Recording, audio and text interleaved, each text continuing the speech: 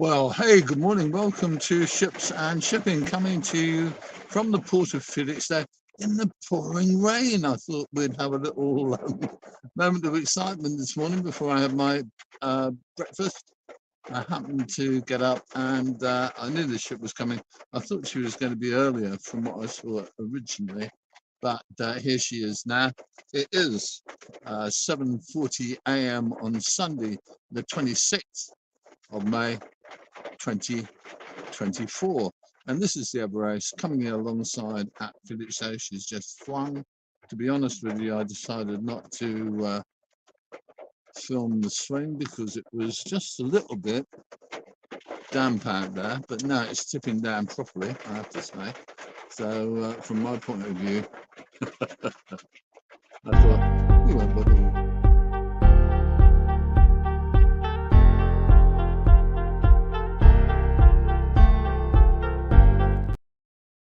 Sorry about that. Press the wrong button. It's because I'm working with not entirely enough fingers this morning, but there you go. So there we got it. It's the Everest coming alongside at Felixstowe, and I just can't believe how horrible the weather is this morning. It is truly disgusting. It's tipping down. I hope you have a nice bank holiday Sunday, despite the weather, because it is completely horrible. But we'll live with that, won't we? Sitting in the car, you can hear the rain, I hope, on the roof. If you've got anything to say, anything interesting or news or anything to tell me, I'd love to hear from you. It's one of those things that happens sometimes that we decide to do something a little bit strange and a bit unusual, and this is it. Because we're not using a proper video camera, we can't get in close to the actual operation, but we're going to stay until she gets her first line ashore, and that'll be a nice little change for us all, won't it? So, there you go. It's actually quite fun to do things like this, to do things when it's not exactly how you expect it. I must say that we will, if we can, do a few more lives like this because I'm interested to see how well it goes. From my point of view, I don't mind doing it. I might as well do it. So it keeps me off the streets, stops me annoying people at home. You know how it goes.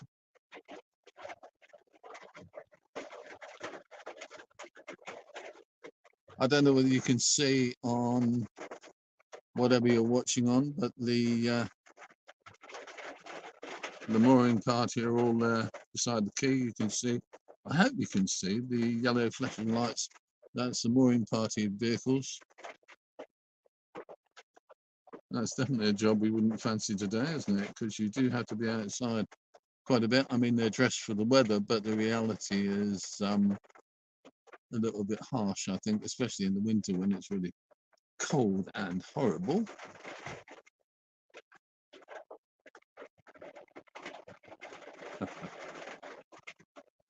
Got anything to tell me? Let me know. I'd love to hear from you. It would be nice to hear that someone's actually up and watching on Bank Holiday Sunday. Fun to do though, this. I like it a lot. I'm just trying to work out how much rain is coming in the car. Not a lot, actually. I'm quite impressed.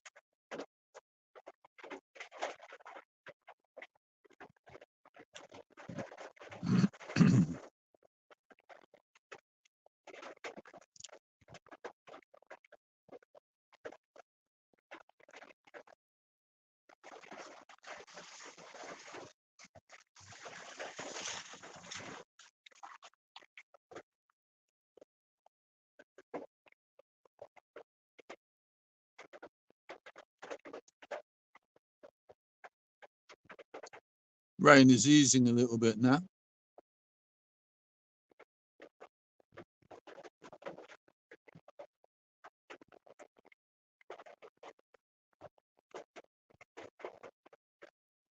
Good morning, Ralph. Hey.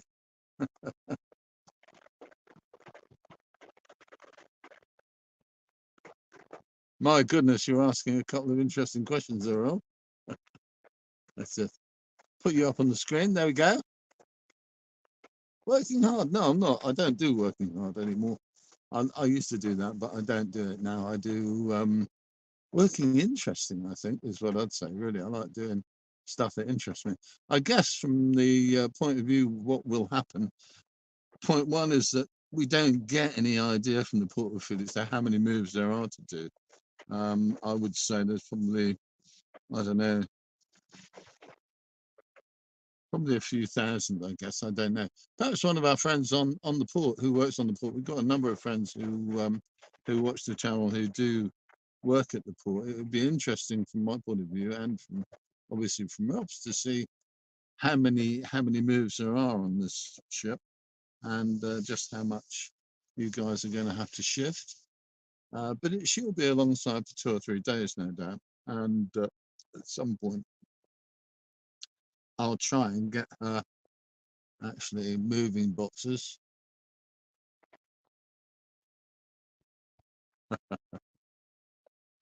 Okay, let's move on from that one. Thank you for that, Ralph. Nice to see you up and about this morning, mate. Hope you're having a nice morning, despite the disgusting weather.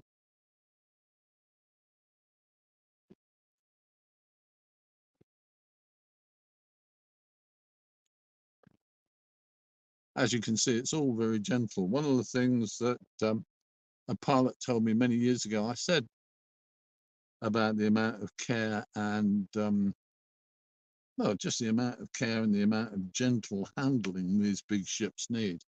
And he was saying that compared to smaller ships, they're not as kind of robust. If you had a smaller ship, or if you were putting a smaller ship alongside, you know the feeders and things don't use tugs unless the conditions are exceptionally bad. They tend to do it all on their own power and with their own lines. And when I've sailed various boats up to about 60 or 70 foot, which is the biggest I've ever handled, um, when you're coming alongside like this, what you would do is put a line ashore or put a spring ashore if you can, and then use your engine and the spring and maybe another rope to actually get the boat alongside the quay. But that depends on you having a robust enough boat, and these ships for their size are not as robust as smaller ships. So in other words, things like the frames I think are closer together, the ribs are closer together on the smaller ship, and on the bigger ship they're further apart. That's how I understand it. I don't for 1 minute want to say that that is actual factual. I understand that's what happens, but in absolute terms, if one of the pilots wants to tell us what actually happens in more detail, I'd love to hear from you. Okay, so let's just take a look. We're just at the bow of Everest. We've got the Dredger Freeway coming out. I think that's freeway unless I've had a change. I can't see on my AIS because it's transmitting this picture to you. Such is life.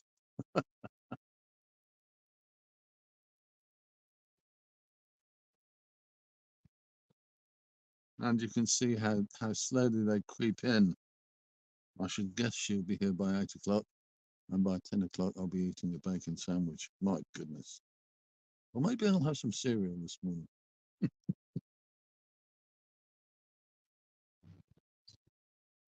So it's now 12 minutes to 8 on Sunday morning here at the Port of Felixstowe as we're looking across from the viewpoint towards berth 9, alongside whichever ace is coming alongside. Got a bit of traffic, not very much at all really at Felixstowe today. Seems to be having a bit of a quiet time, but things come and go.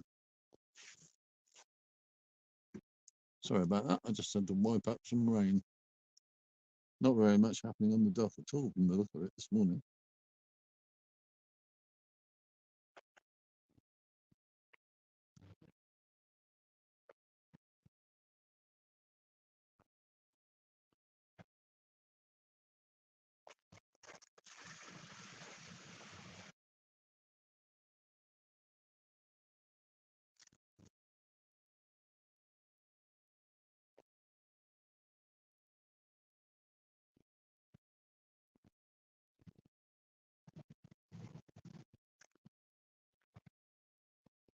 You can hear a propeller running. I don't know whether you can hear it there.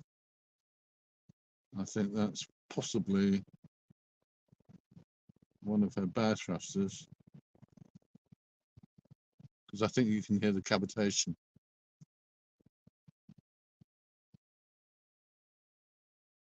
Cavitation is the noise that's caused, well, it's the effect that's caused by a propeller running, and what it does is creates bubbles in the water, and that clangs around the place.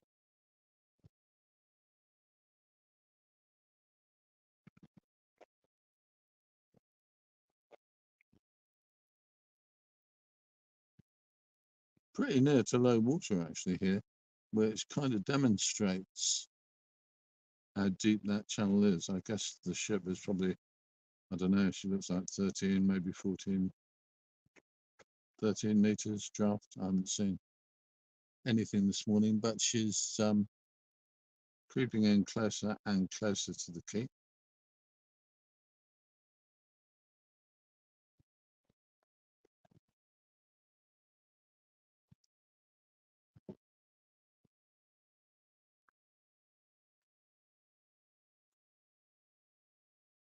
And it won't be very long before the cranes is down.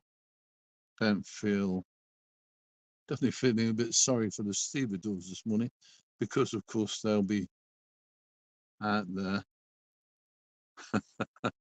taking the twist locks and the lashings off all of those boxes, and hard graft, guys, I guess, in the rain. As you know, here at Felixstowe they work in cages, but of course when they're taking the actual lashing bars off the containers, they're out in the weather. All you can say, I guess, for this kind of stuff is it's not as bad as when it's snowing, perhaps. Horrible, risky too.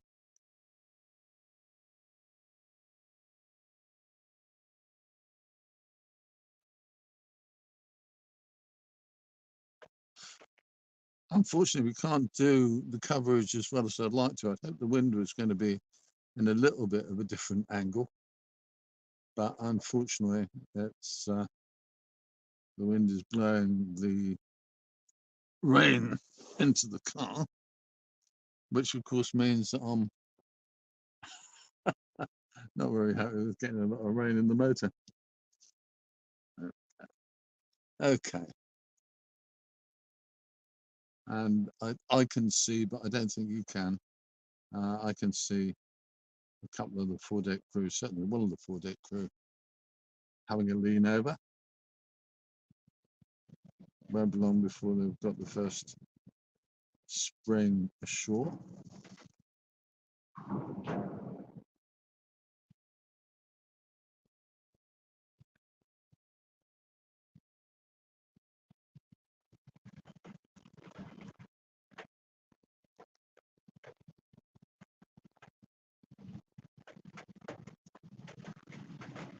And as soon as the first spring is ashore, we'll let you go and get on with your breakfast and stuff. What the point? Get on with my breakfast and stuff.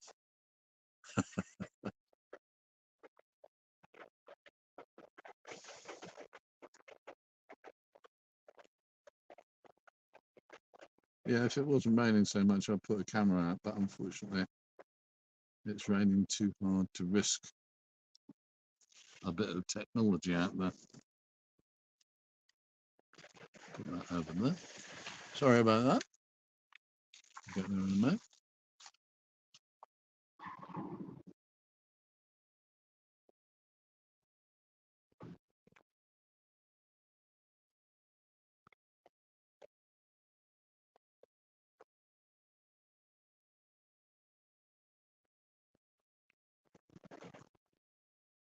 So it's up in the bridge. It's doubtless it's the pilot in the bridge wing and probably the ship's master.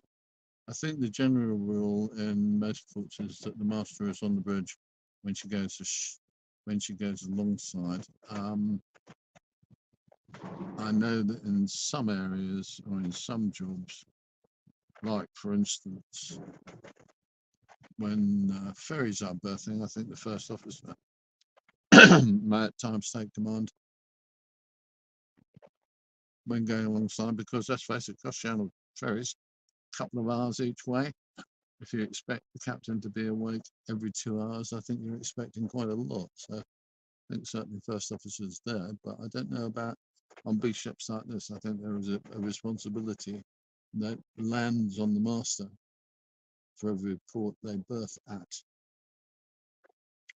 I know that in the past, when I was in the position to interview a few ship's masters, one of the things they said was when they're doing a whole string of ports, maybe in China or maybe here, when they're in Northern Europe, when they're doing a whole string of ports, they suffer a lot from extreme tiredness and fatigue, essentially simply because every day or every other day they're moving berths, so they have to have all their plans laid for leaving one port and arriving at another. They have to be in charge quite a lot because they are in confined waters with other big ships. So they have a lot of responsibility on a ship like this, particularly when they're changing berths or changing ports and berths a lot. It's an interesting one. I'm just going to have a small cough because I'm losing my voice. I need another cup of tea quite soon.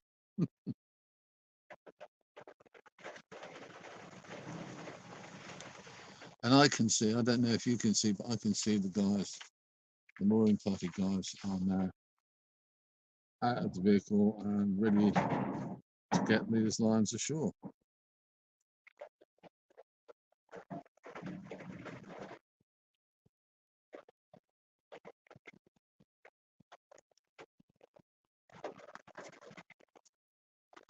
Okay, sorry about that, little wobble. I guess she's probably 15 or maybe 20, 30 feet, 20 or 30 feet off the quay. So at any moment, the heaving line is going to go over.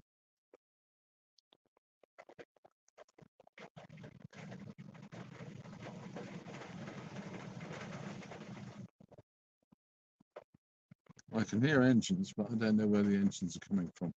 Looking at the ferry flag, the wind is actually blowing her off the berth, which from the pilot's view, I would think is probably a good thing, because it means you don't have to hold back. It means you can push up against the wind, and that must be a bit easier from their point of view, because the tows can vary their amount of push depending on the way that the ship is moving, I guess. Interesting one.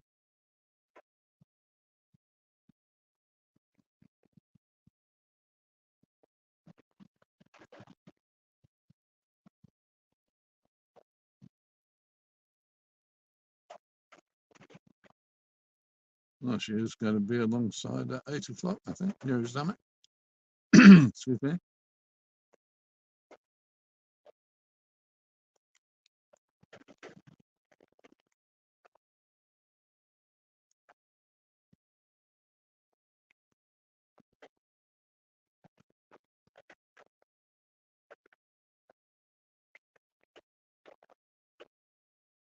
And then down there at the location for the spring, this first spring to go ashore.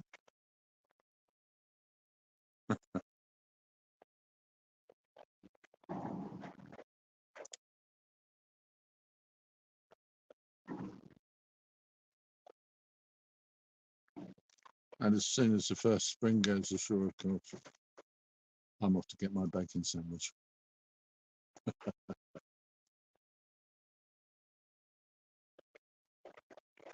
Give us a like, give us a love, whatever you like. I'd love to hear from you. Don't forget, it's I do this for fun and enjoyment, but in reality, it's nice to know there's people out there.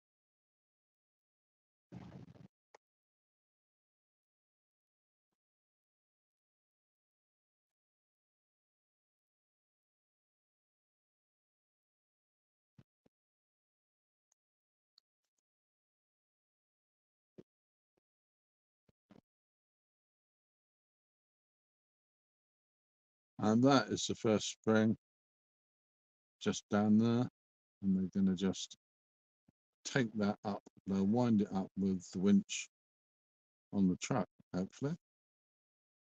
There we go. And then they can get that onto the bollard, and the ship will be secure alongside and in position, more importantly, before they make the other ropes fast ashore. It's a key rope, really.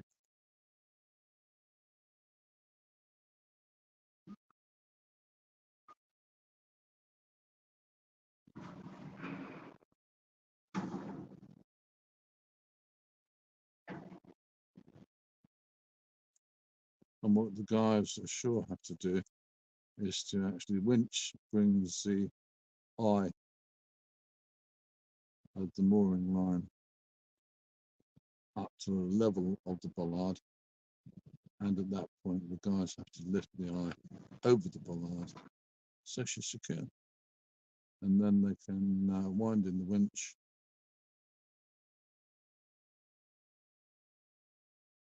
and make the ship secure.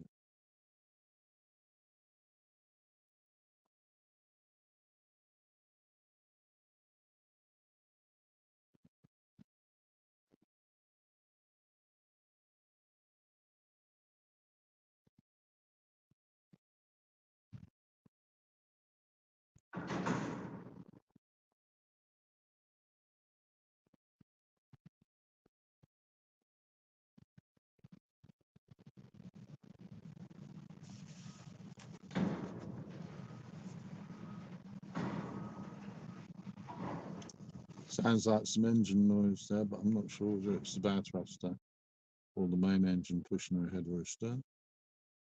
No idea.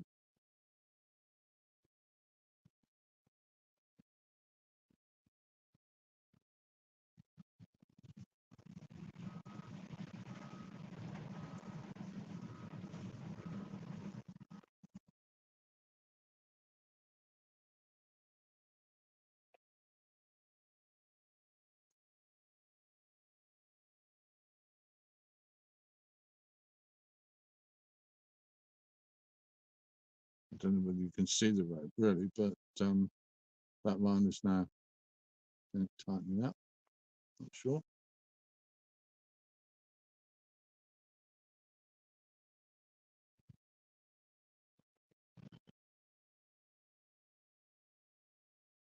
At least the rain has eased off a bit.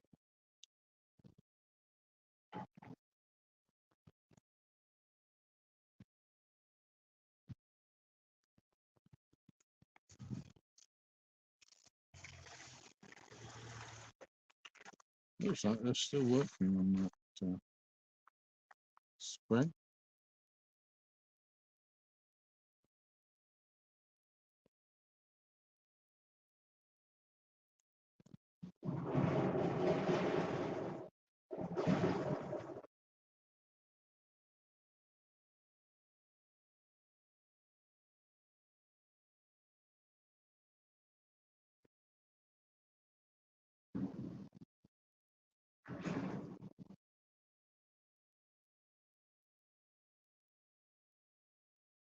Don't know.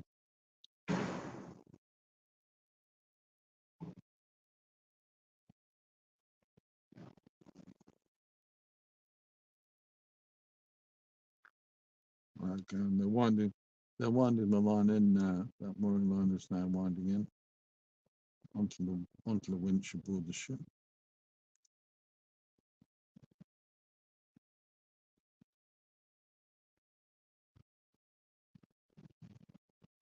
Hmm. Thing that's interesting, or one of the things that's interesting, is we now, from the moment she started coming alongside, really, we've gone to about 25, 26 minutes. It's quite a long process, isn't it, at times? And it just depends on how everything goes, I guess, how everything goes with the winches, how everything goes with getting the lines ashore. It all takes time. You think she's here, why isn't she made fast? But it all takes time. It all has to be done more to the point right. And that's the whole point, I guess, with seamanship is that you have to do it right, because otherwise you're putting things at risk, really.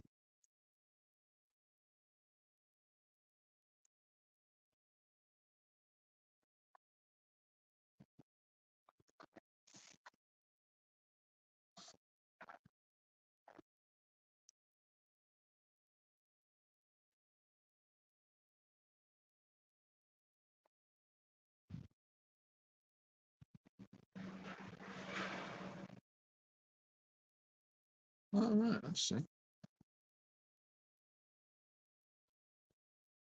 I think I see.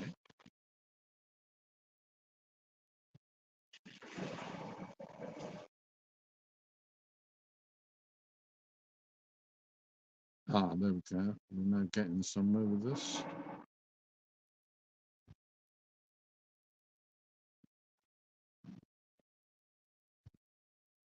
As you can see, that spring is now being wound in. It's interesting. I'm fascinated by that. But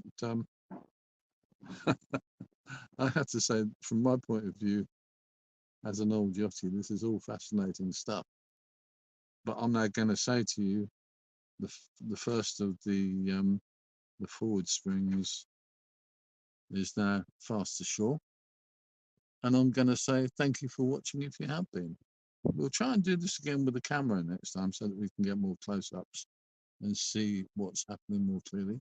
In the meantime, let me say to you, you've been watching the last half hour on Ships and Shipping live from the port of Felixstowe. We started at about 7:30. It's now, oh my goodness, it's about 10 past, well, 8 minutes past 8 in the morning, and I'm going home for a bacon sandwich.